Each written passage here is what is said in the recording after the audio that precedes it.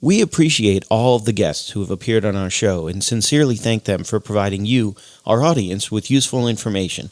However, the advice our guests provide is theirs, and we encourage you to seek out a professional if you have specific questions about any topic we cover on the Crushing Debt podcast. On this week's episode of the Crushing Debt podcast, Networking Away Debt with Dr. Ivan Misner. Welcome to the Crushing Debt Podcast with your host, Florida attorney Sean Yesner, where our goal is to help you get rid of the financial bullies in your life. So welcome back to this week's episode of the Crushing Debt Podcast. My name is Sean Yesner, owner and founder of Yesner Law, and I am super excited about my guest this week. Before I get there, I do want to tell everybody about our sponsor, Sam Cohen of Attorneys First Insurance. Sam provides errors and omissions or malpractice coverage to attorneys and title companies all over the country. If he's not licensed in your state, he can become licensed in your state, or he can refer you to someone who is licensed in your state. So if you're looking for E&O coverage or malpractice coverage, you're an attorney or title company, and you're anywhere in the country, please reach out, sam@attorneysfirst.com or www.attorneysfirst.com. But I want to turn to my guest, who you heard his name in the title of the episode. I do want to give you his introduction, however. So Dr. Ivan Misner is the founder and chief visionary officer of BNI, the world's largest business networking organization. Founded in 1985, the organization now has over 10,000 chapters throughout every populated continent of the world. Last year alone, BNI generated 11.5 million referrals, resulting in more than $16.2 billion, billion with a B, dollars worth of business for its members. Dr. Misner's PhD is from the University of Southern California. He is a New York Times bestselling author who has written 26 books, including one of his latest books, Who's in Your Room? He is also a columnist for Entrepreneur.com and has been a university professor as well as a member of the Board of Trustees for the University of Laverne. Called the father of modern networking by both Forbes and CNN, Dr. Misner is considered to be one of the world's leading experts on business networking and has been a keynote speaker for major corporations and associations throughout the world. He has been featured in the LA Times, Wall Street Journal, and New York Times, as well as numerous TV and radio shows, including CNN, the BBC, and the Today Show on NBC. Among his many awards, he has been named Humanitarian of the Year by the Red Cross and has been the recipient of the John C. Maxwell Leadership Award. He is proud that he and his late wife, Elizabeth, are the co-founders of the BNI Charitable Foundation. They also reached empty nester status after happily raising their 3 children. Oh, and in his spare time, he's also an amateur magician and a black belt in karate. I hope you enjoy this interview with Dr. Ivan Misner. So welcome, Dr. Misner, to the Crushing Debt Podcast. Thanks, Sean. It's great to be on, and please call me Ivan. Absolutely, will do. So I wanted to start with a little bit of an icebreaker and ask you, what is the strangest word that you know? Yeah, so that's a really bizarre question, and I got to say, I do probably 200 interviews a year, and nobody's ever asked me that in 36 years. So I would have to say it's probably, I mean, it's not that impressive, but it's a bizarre word, gobbledygook. Gobbledygook, yeah, that's probably the strangest word. And I can tell you where it comes from. It was originally used in a speech by some politician years ago where they were talking about some legislation that was riddled with official jargon and was very confusing. Legislation, as an attorney, I can tell you almost all legislation is confusing and probably gobbledygook. Yeah, well, something that a lot of people don't know about me was when I was in college, I was basically I was the legislative affairs coordinator for the university. It was an ASB, an Associated Student Body position. It was paid, but nominally so. And so I got to deal with a lot of legislative documents. I think my law class has the privilege, I think you can call it. We were the only student body on campus that was kicked out of the student government. I don't know what that says about a bunch of lawyers that the university student government didn't want us involved, but hey, it is what it is. I was thinking, since I had the the opportunity to think about the question ahead of time. One thing that I say when I do my feature presentations within BNI, one thing that people don't know about me is I speak fluent German, but only in dog commands. I understand that. A lot of dogs are trained in German. Yeah, and we did that growing up. My parents participated in a German dog sport. We got a lot of our dogs from Germany, and so I had to talk to them, say commands in German. So that's the strangest word I know would probably be German dog commands. But I really appreciate your time. The podcast is about both using revenue, decreasing expenses, all to help people get out of debt. And so what I wanted to talk to you about today was in the concept of networking and in the concept of BNI and some of the other businesses that you've created to help give my listeners some ideas on how they can get out of, a rut that they may find themselves in. And the thing that appeals to me so much about BNI, I think you said in Giver's Gain, or maybe in the book Giver's Gain, or maybe you've said it on different shows, different podcasts, is that when you walked into your first BNI meeting, you had the agenda. And now the volume of material that BNI has in terms of systems and training and all that stuff. So I know you've also had podcast episodes, BNI podcast episodes, talking about your garage to global strategies, working in your flame versus your wax. So I was wondering if you could talk about all of those things, basically how you incorporated all of that stuff to help grow BNI from the one-page agenda to all of the support that it is today.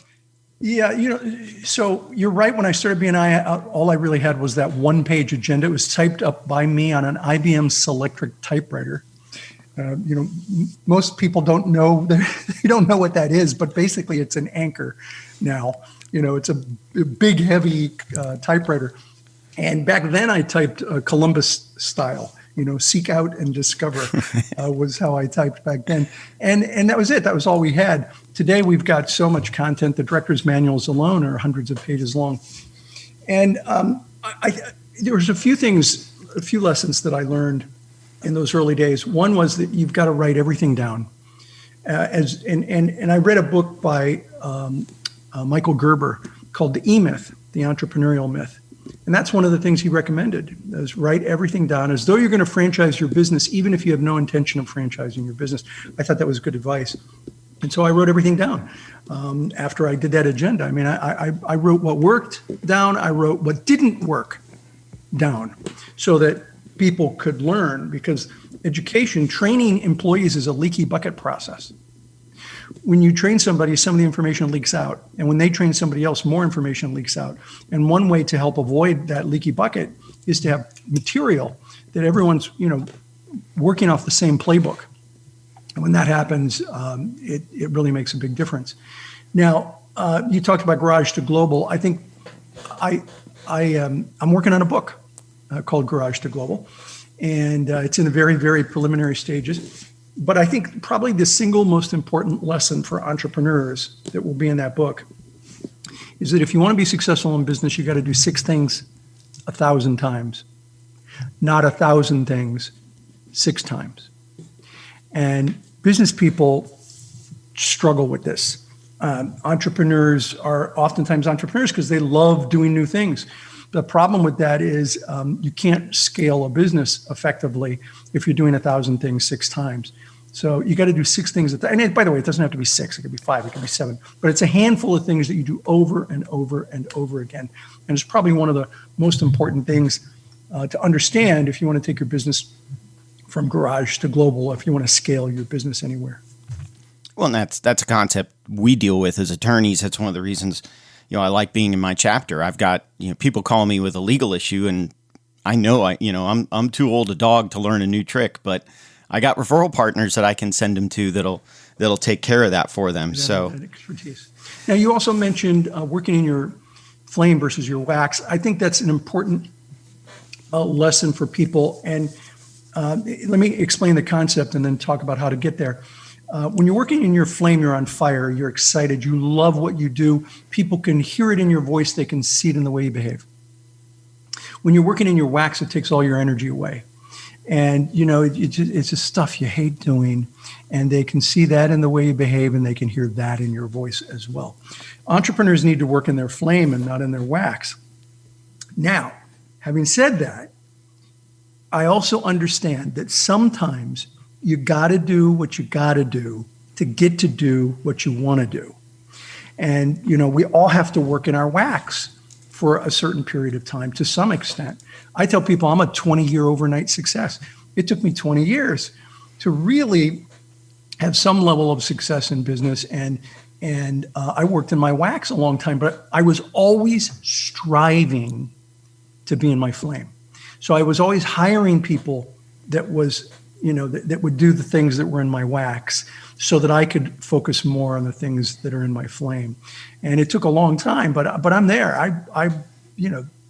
I now work 95% of my time in my flame. It's exciting.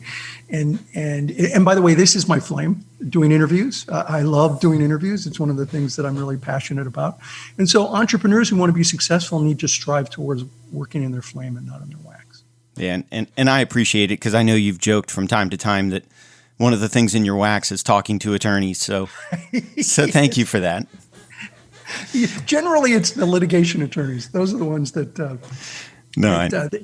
that's in my calendar as red. Right. It's red.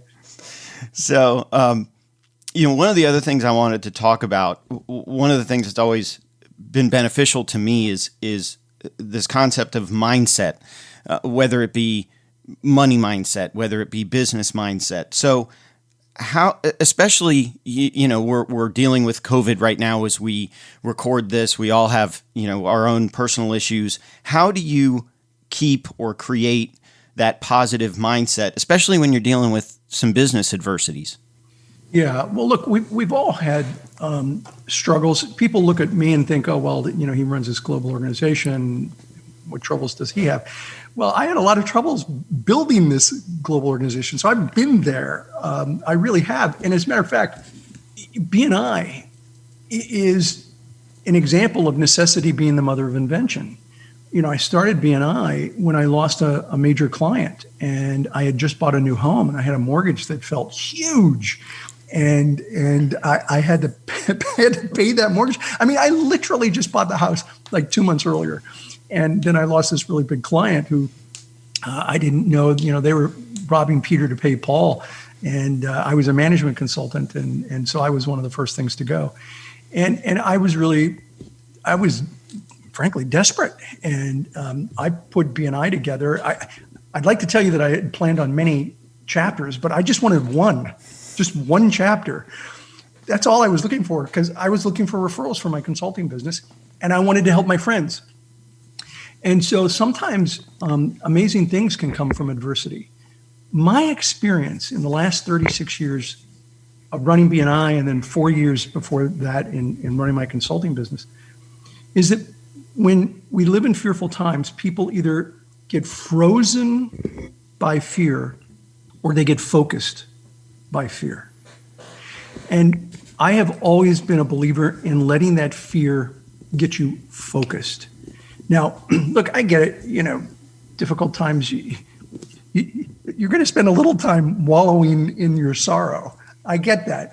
But the faster you can move out of that and get focused on what opportunities that exist in the marketplace, the more likely you are to pull yourself out of that spiral much quicker. Mindset is critical for success, especially in difficult times.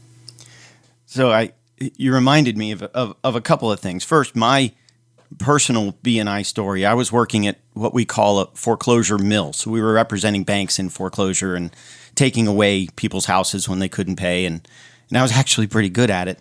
And I had just bought my first house, and the boss sent around an email saying, hey, by the way, I'm shutting the firm down. I don't want to do this type of law anymore. The firm went from about 150 people and about 12 attorneys down to 2 attorneys and 2 staff in 6 months. Right around that time, the firm got a letter from the chapter that I'm still in today. This was back in 2004. Got a letter that my chapter was holding a visitor's day. And it landed on the desk of the business manager at the law firm. And he said, well, I know we're not doing it. We don't need to do networking. We're shutting down. But I know Sean sort of has this idea of building his own law firm. Let me see what he wants to do. He gave me the letter. I went to the visitor's day. I submitted my application that day, and the rest, as they say, is history. I was trying to figure out, how am I going to prevent my file from coming across my desk if I can't pay my mortgage? And that started me on my BNI journey. And so, Sean, you were at a nexus point. Yeah. Right? You could have gone one way or the other. And had you been frozen in fear, you would have said, no, I'm not. I can't think. I don't know what I'm going to do. You could have just been so focused on the problem that you weren't open to solutions. And that's exactly the kind of thing I'm talking about, is that you have to be open to solutions. And every solution that's presented to you may not be the right one, but you'll often know when the right one is. That intuition, I believe in intuition. I believe that intuition is your soul talking to you. You should pay attention to it. And when you have things like this come across your desk, that's when you need to pay attention. And I mean, that's exactly what I did when someone said, would you help me open up another chapter of BNI because I can't join this group. You're only taking one person per profession. And at first I said no to her. I said, no, this isn't what I do. I'm a business consultant. And she said, well, look, this is kind of consulting. You're helping me build my business. And my head was saying, no, don't do this. You need to be able to build your clients. But my heart was like, yeah, it would help. It would help other people. Okay, I'll do it. And I did it. And I listened to my intuition, and I'm really glad I did today. We now have over 275,000 members worldwide. Yeah, I'm always just sort of, blown away. That's my idea. When I grow up, I want to spend my time working in my flame, building the business rather than working on the business. See, one last thing on mindset. Sure. Your network is a beacon of hope in a sea of fear. It's what helps you get through difficult times.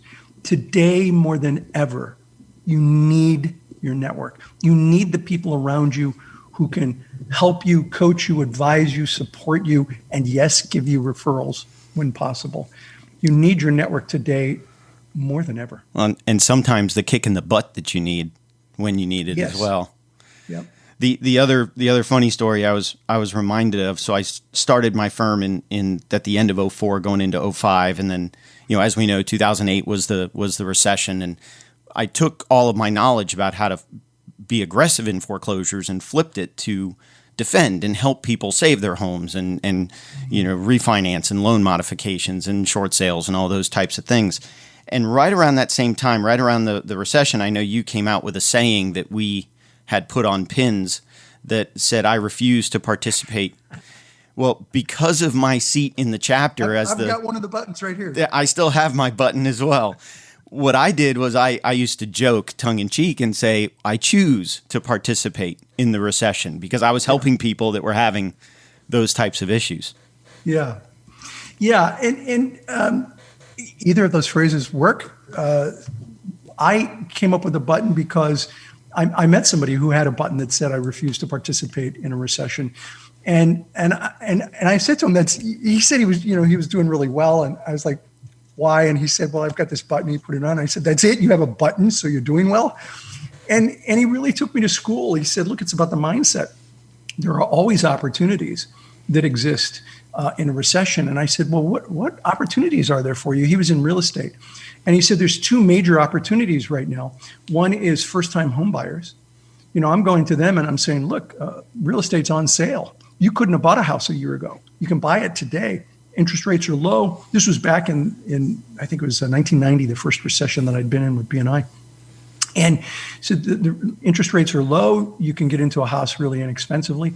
I said, okay, that's one. What's the other? He said, commercial investors.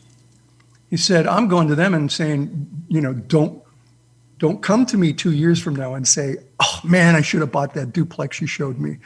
You got to look at this stuff. The prices are amazing. And he said, I'm selling more commercial real estate than ever. And look at the real estate agents here at this meeting. They're all crying the blues about how bad business is. instead of focusing on what opportunities there are. And there are opportunities. And that was a real life lesson for me back in 1990. Yeah, that was something that I took to when you said it again, when you brought it up again in the Great Recession. So sort of along those lines, what kind of advice would you have to a business owner who's struggling to grow their business, struggling to dig out of that hole, trying to determine, what's that missing piece that I need or missing pieces that I need to grow? What would be your advice to a business owner like that? Sometimes when people are in that hole that you mentioned, they're in so deep and they're so grounded in it. It's like they're almost saying, I'm stuck in this hole and I don't want a ladder. They don't seek help. They don't look for ladders. They don't believe ladders exist. They think they are, there's nothing that can be done. And this is where your network comes in handy, where you sit down with people and bounce off ideas from them. There were many amazing ideas that I heard implemented during the COVID crisis. Here's two quick ones. One was a furniture reupholstery company in California.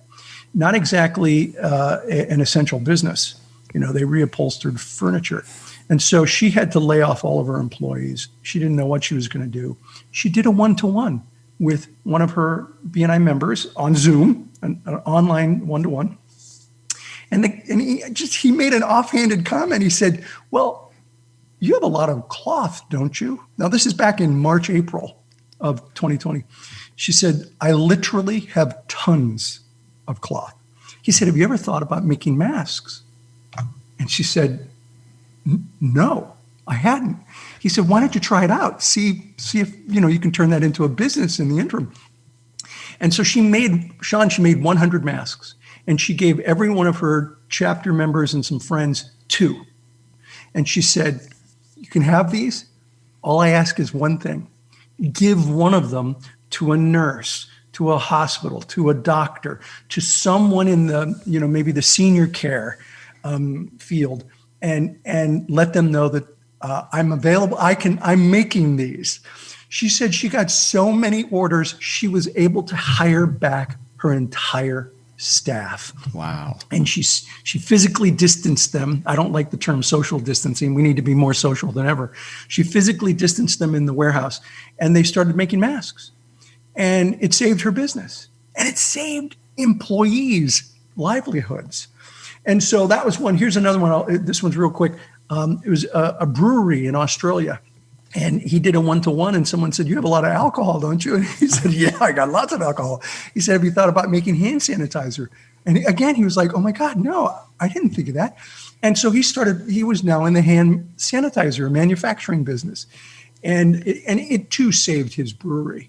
And so these are the kinds of things where you got to be looking for the ladder, and your network can help you brainstorm ideas.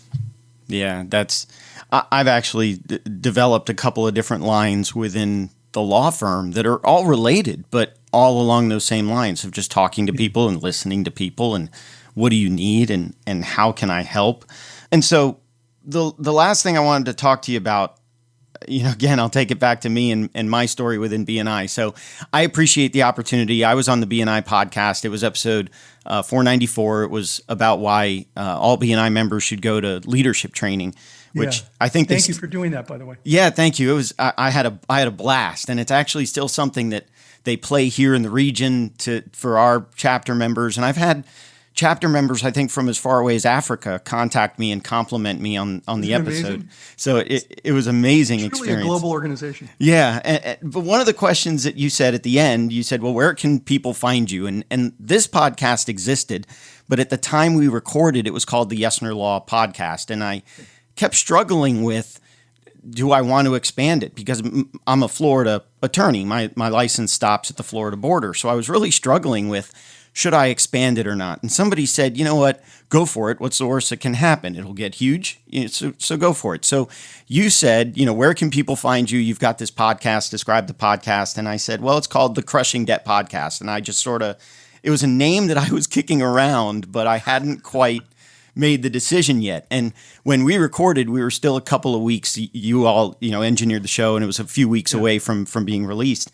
And so as soon as we were done, I called my guy and I said, "Okay, so I did a thing today." And I need new branding. I need a new logo. I need the name. And but that's literally how the podcast switched. That's funny. I didn't know that. So, but where I'm going with that is, this podcast for me is another opportunity to expand the law firm, to help clients, to bring in SEO, to do all that stuff. And I know one of the things that was really interesting, all this timing seems to have lined up. You did a podcast episode for BNI a couple of weeks ago about how you turned your student loan into the property management business, which actually has been around longer than BNI. Yeah. Just for the record, though, I didn't actually use, and I say this in there, I didn't actually use the student loan to invest in property. I worked really hard, made $5,000 cash, and I got the student loan. And I was like, so what do I do with the, do I just use the cash, or do I use so I took the loan for school, it paid for school. Right. And then I took the $5,000 and invested in real estate, which is now a multi-million-dollar real estate company with more than a dozen commercial properties throughout Austin. Well, if you ever need help in Florida, let me know. Right. But my question is, how do you determine some of those complementary opportunities? I know that I have a really good relationship. We have a really good relationship here in the Tampa Bay area with what was the Referral Institute, now Ascentive. I do a lot with Ascentive in terms of the training that it provides on how to network. So how do you figure out, or how did you figure out, what complementary business opportunities either could be paired with BNI, or maybe had nothing to do with BNI, but would help bring in additional revenue for you, for the family, for whatever? Right. So the key, and I've done it over the years multiple times, the key was to find businesses that would vertically integrate with BNI. And the real estate, believe it or not, vertically integrated, because it enabled me to purchase a reasonably large office building where I then housed BNI. So, BNI was renting from my commercial real estate business. So that's how I vertically integrated that. I did a publishing company, which still exists today, and it exists mostly to publish my books and my late wife's books. And that vertically integrated into BNI because there were some books that I didn't want to go to a big publisher on. They were niche, and I wanted to produce them quickly. And so I would say probably a third of the 26 books I've done, and all of my wife's books were published by my publishing business. And then here's probably the oddest. I started a travel agency back when travel business was a real good business to be in. I started a travel agency, and the reason for that was we did a lot of travel in BNI, but we did these membership drives where we were sending people on trips, oftentimes like a cruise or something like that. And the travel agents would always get upset because we were competing with them, because we were going to send members on a cruise. Right. And they would get really annoyed when it came up at a chapter meeting. So what I did was I started a travel agency, and I commissioned all travel agents on the drive. So I would say, look, if you can promote the thing for the people who don't win, anybody can come. You promote it, I'll commission you a full travel agent commission. And it completely dissipated all the pushback that I was getting. So it vertically integrated with BNI in a very odd way, but it worked really, really well. And I did that for many years until the travel business kind of went the heck in a handbasket. Yeah. It's interesting. I'm a little struggling right now. I've been kicking around this idea. So here in Florida, attorneys can take the realtor licensing exam without some of the preliminary stuff that a realtor would have to go through. And my first thought was I could become a Florida realtor and refer out to agents, but I already refer out to agents, especially the ones in my chapter that right. helped me buy this house. So I'm conflicted with whether that's something that would be complementary to the law firm. I'm still sort of kicking it around in my head, getting advice from the different people here in my network. But we'll see where that leads. Yeah, there's a cost benefit to the analysis that needs to be done to that kind of thing, because you got to think about the distraction. Sometimes the vertical integration of a business is more of a distraction than it is an opportunity. And so you got to really think about that. Yeah. So I do want to give you a chance. Is there anything that you are promoting right now that you want to talk about on the show? Well, I've always got, a new book or project that I'm working on. I just published a book called Infinite Giving, The 7 Principles of Giver's Gain. It's available on Amazon. And it's a very practical book on why giving is good, why it makes a difference in your life and in other people's lives. Yeah, and it's the foundational concept of BNI in terms of giver's gain. Right. Give with no expectation of getting. And that's a lot of times when people ask me, how can I generate? I want to generate. So for me, the realtors typically feed everybody down chain. And so people ask me, how can we refer to the realtor? And I keep saying, well, just give. You don't have to necessarily give them a referral, but maybe give them an introduction, maybe give them, something else of value, but just give, and eventually you'll get back. So one of the last, a lot of people think that the idea of giving is, new age psychobabble, but the truth is, there's science behind it.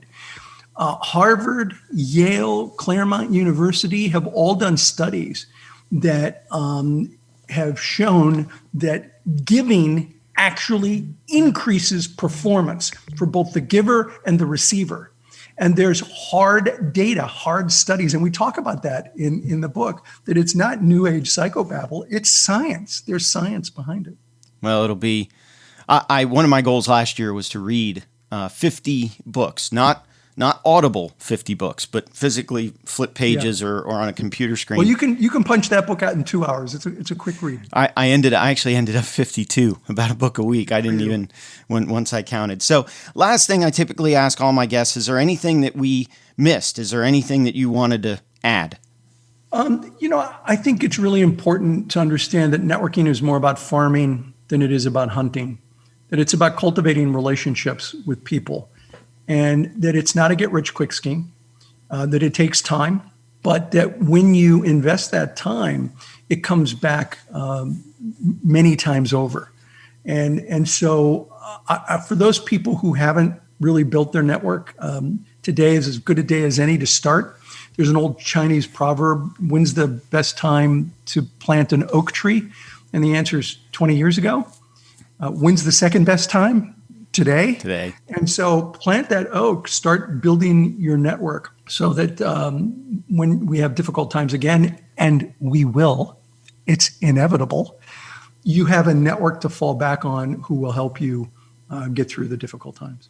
And so thank you. I really appreciate that. And I appreciate your time today. If somebody wanted to find out more about you, I know they can go to bni.com, but where else? Is there any other place they can go? I have a blog. I've been blogging since 2007. So I've got 2 blogs a week since way back then. It's ivanmisner.com. Misner is Misner, ivanmisner.com. And of course, you can catch me on social media. I'm on all the platforms. Got about 175,000 followers on Facebook. So look for my Facebook, public Facebook page, and I'd love to connect with people. I put up lots of free content in both places. Yeah, and I follow you on Facebook, so I can tell the listeners that is absolutely true. So thank you very much. I really appreciate you being on the show this week. And like I say at the end of every episode, I hope that at the end of the month you have more money rather than at the end of the money you have more month. Thank you, Ivan Misner, for being a guest on this week's episode of the Crushing Debt Podcast. Thanks, Sean. I appreciate you having me. And we will catch you in next week's episode. If you have questions that you think would make a great topic for a future episode, please email Sean or connect with us on social media.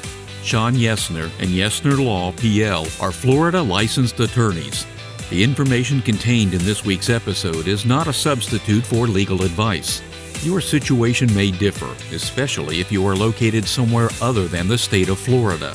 If you have questions, please contact our office or contact a local attorney. Thank you for listening to this week's episode of the Crushing Debt Podcast.